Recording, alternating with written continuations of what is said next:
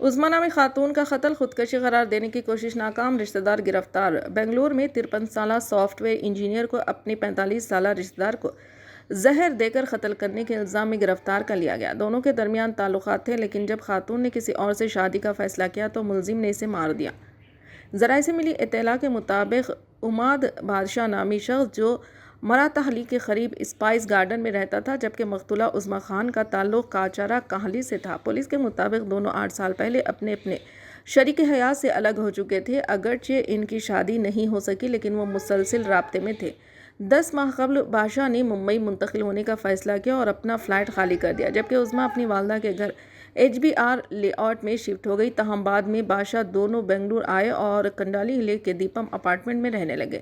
عظمیٰ اکثر بادشاہ سے ملنے جاتی تھی اور ایک ملاقات کے دوران بادشاہ نے اس کا موبائل فون کلون کیا، جس سے اسے عظمیٰ کے تمام پیغامات تک رسائی مل گئی۔ پولیس کے مطابق تحقیقات سے پتہ چلا کہ عظمیٰ آسٹریلیا میں کام کرنے والے ایک پاکستانی شہری سے شادی کرنے کا منصوبہ بنا رہی تھی، جسے بادشاہ قبول نہیں کر رہا تھا۔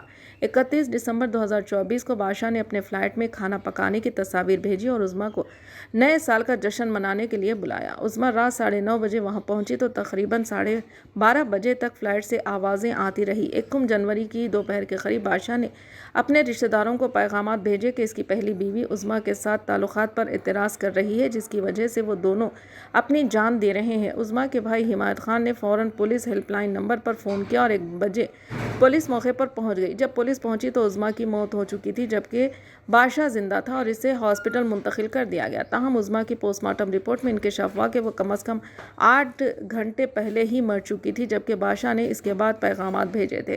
تحقیقات سے معلوم ہوا کہ بادشاہ نے عظمیٰ کے کھانے میں زہر ملا دیا، جبکہ خود اس نے ایک غیر معمولی مہلک ٹوائلٹ کلینر پی کر خودکشی کا ڈرامہ کیا۔ پولیس کو شبہ ہے کہ زہر دینے سے پہلے عظمیٰ کو گلا دبا کر قتل کر دیا گیا اور اس کی تصدیق کے لیے فورینسک رپورٹ کا انتظار کیا جا رہا ہے۔